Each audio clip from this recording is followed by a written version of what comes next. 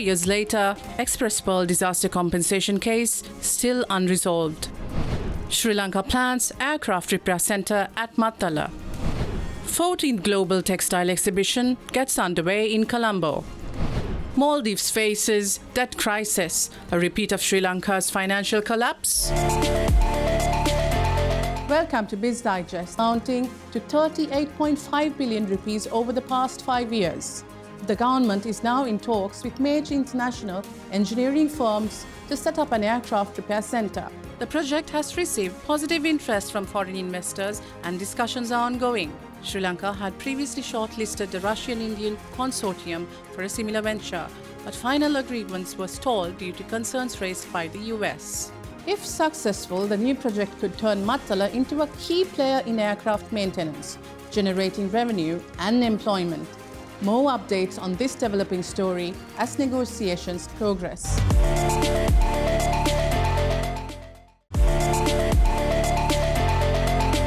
Welcome to Biz Digest, the Leaders Chair segment, your gateway to insightful discussions with industry leaders shaping the future of business and innovation. Tonight, we turn our focus to a sector that drives progress, Sri Lanka's motor vehicle assembly industry. Despite global and local challenges, this industry remains a key pillar of economic growth, employment, and technological advancement. And at the heart of this revolution stands a visionary, a pioneer who transformed Sri Lanka's automobile landscape. He is the driving force behind local vehicle assembly and a champion of industrial excellence. Joining us today is the founder and executive chairman of Ideal Motors Limited, Mr. Nalin Welgama, with innovation and resilience. Under his leadership, Ideal Motors has not only steered the nation towards self-sufficiency in vehicle manufacturing, but also set benchmarks for quality and sustainability. In this exclusive interview, we'll delve into the present state of the motor vehicle assembly industry, the challenges it faces, and the exciting prospects for the future. So we continue a thought-provoking conversation with a true trailblazer of Sri Lanka's automotive sector, right here on the Leaders' Chair. So Mr. Nalin, yet another question, but this is completely different to what we were talking earlier. Where do you think we are headed when it comes to electrical vehicles and non-electrical vehicles? Yeah, it's a very important question that you are posing. Actually, electric vehicles, there was a huge push towards EVs in the world, but now at the present time there is a bit of a debate because it's coming at hydrogen cells. I see. Hydrogen vehicles, and in 2013-2014 they did a pilot project in the US where they manufactured a car called the Mirai. Mirai in Japanese is called the future. The future? Mirai is called future. Oh, lovely. In the Japanese language. In the Japanese language. Yeah, I'm told. So they put out this car and in the US and they tested it. It runs on hydrogen fuel as opposed to diesel fuel or gasoline. Right. So this car, they found it to be very successful because it's 100% green end to end. They use water or hydrogen instead of fuel. And they were the main proponents of hydrogen. That is, they actually use an engine. It's the normal engine that we see in the automobiles, but they use water or hydrogen instead of fuel. Almost unbelievable. It is, but it's true. So that has been very successful. That India had in 2024, the calendar year, they registered around 2 million vehicles of electric vehicles, of which 60% were two-wheelers. Oh, I see. And another 35% were three-wheelers. So that's the last mile mobility. You know, that's confined to a town area. It's not they don't go further afield. Right. Whereas the car SUV segment was only 5%. So it was less than 100,000 vehicles. And for India, that's a very small number. And out of all the registrationman entrepreneur of all time, I would say, even he was of the opinion that hydrogen might not work. But now, at the present time, he is also getting into hydrogen. Yeah. So he's putting out a car called the Tesla H, which will be available, I think, in 2026. Okay. So he's also testing the hydrogen hydrogen product, which I think is going to be the main challenger. Then BMW are into hydrogen in a big way. And a company called Bosch. Bosch is one of the premier companies in the world. It's a German company who provide original equipment to the automobile industry from yesteryear. And I was talking to their president a couple of days ago, because I got to know that they had invested, that they are going to invest $2 billion into this hydrogen technology. $2 billion? $2 billion, yeah. My goodness. They are actually investing $2 billion because they have the various hydrogen labs now in as well as in Germany. So he was telling me that they had bought a Ashok Leyland truck from India, a brand new truck, and they converted the engine to use hydrogen. And it's been very successful. And if you take particularly in Europe and other countries, they now use hydrogen on most of the commercial vehicles which travel long distances. Right. And it is their opinion that there is a 30% saving between diesel fuel and hydrogen. There's a 30% saving. So that's absolutely saving, huge. Yes. Yeah, but hydrogen has its own sort of safety issues, but they have overcome, by having reinforced tanks and so on. So I think hydrogen is going to be the main competitor. So going forward, we know that even JCB in England, they are also migrating to hydrogen. So a lot of the high-end manufacturers of commercial vehicles and tractor manufacturers are now migrating towards hydrogen in a very, very big way, and their budgets are very, very huge. So that's why in Sri Lanka we have to be careful. Yes. Because we are a small country. Every dollar is very valuable to us. So we have to be very mindful of what we spend on. We have to be clever. And then take stock of all these things. We often talk about electric vehicles, about going green, etc. The climatic issues. All that is true, but you would have encountered this problem that we faced a few weeks ago when there was a blackout. Yes. And that was because there was an imbalance. Imbalance of the power grid. And that was largely, they say, is due to our grid not being integrated to take the load from the solar, the renewable side. So we have to put our grid back in order. Right.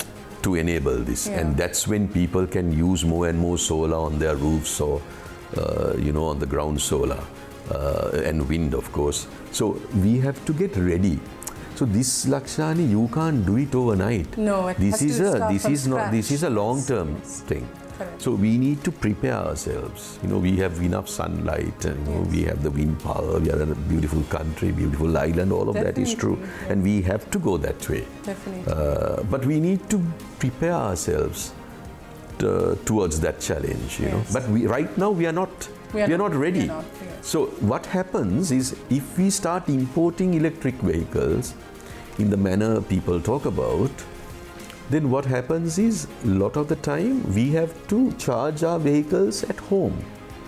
So when you charge vehicles at home, you are adding to our grid, the pressure to the grid is far greater.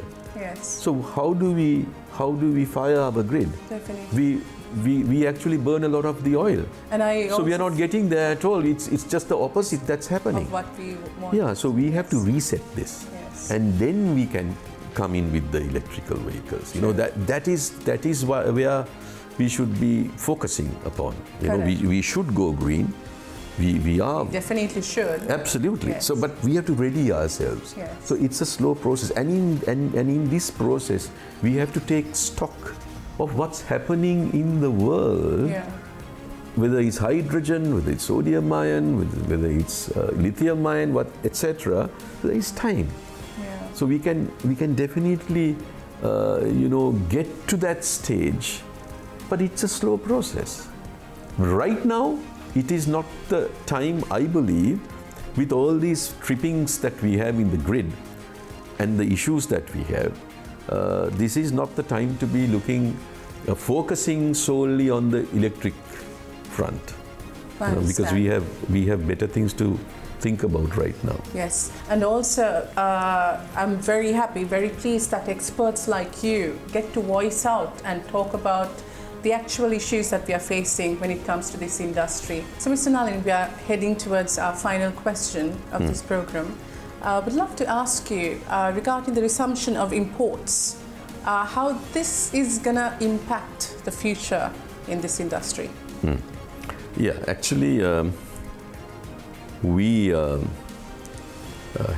a suspension of vehicle imports, imposed a suspension of vehicle imports in April of 2020. So for the 5 years, Sri Lanka has not had imported vehicles as a CBU, only the assembly process which continued. But now with the opening of the doors, which happened very recently. Which happened on the 1st of February. Yes. I think that needed to happen because the country didn't have brand new vehicles. Everybody were waiting for it, for that moment. Yeah, but the problem is, we are just coming out of bankruptcy, and our forex reserves are very, very limited. So right now we have about 6 billion of foreign reserves at our disposal, of which 1.4 billion is a yuan swap with the Chinese government, which has some conditions attached to it. So if you take it aside, you're left with about 4.5 billion. So which is not an awful lot of forex that we have. Yeah. So I think the governor has set up a fund, I'm told, of about $1.2 billion rupees of revenue through taxes from the automobile sector. So 1.2 billion, if you multiply by 305, which is the dollar rupee, it's nearly, it's about 400 billion, yes. Right? Just 375, 400 billion. Yeah. So they are hoping to get 700 billion. Now this is 2x. This is a tall order. Yeah. Because when the suspension occurred, the dollar rupee was around 180.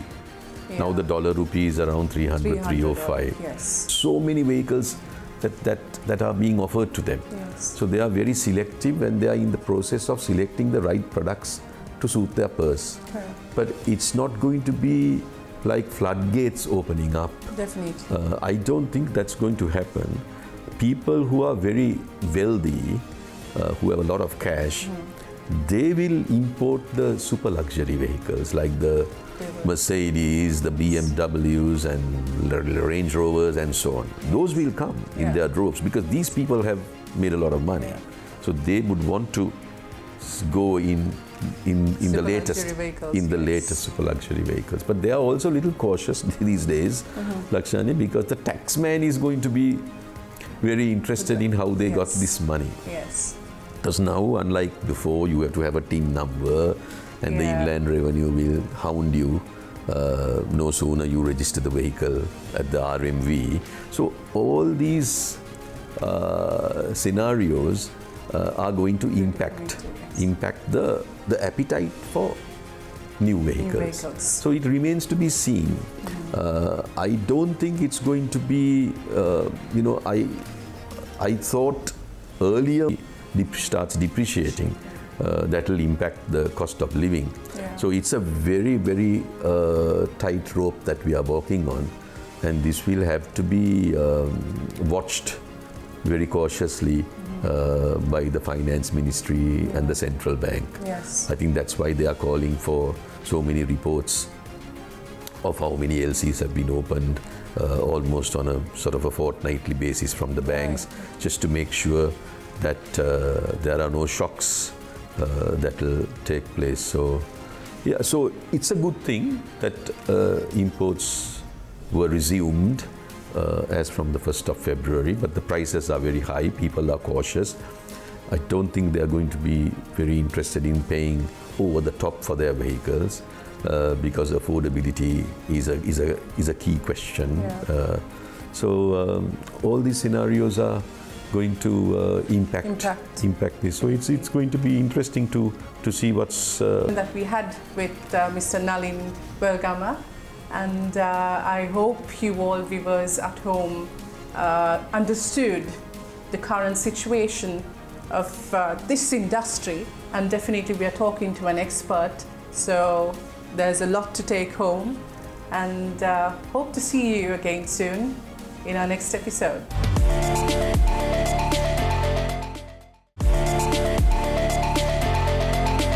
The 14th Global Textile Exhibition gets underway in Colombo.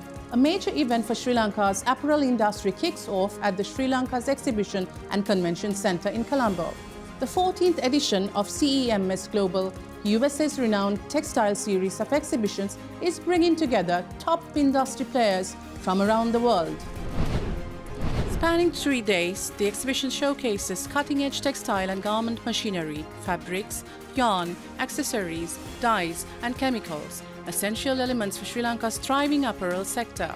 CEMS Global USA Group CEO S.S. Sarwar emphasized the management and external shocks. The results? A devastating default, skyrocketing inflation and a nationwide protest that toppled the government. A major factor was Sri Lanka's heavy reliance on high-interest Chinese loans for infrastructure projects that failed to generate revenue. Could Maldives be heading down the same path? In an effort to avoid default, Maldives is reaching out to regional players. The government has requested $200 million in budget support from the China Development Bank and is seeking assistance from Bangladesh and Sri Lanka. However, responses remain uncertain. India has provided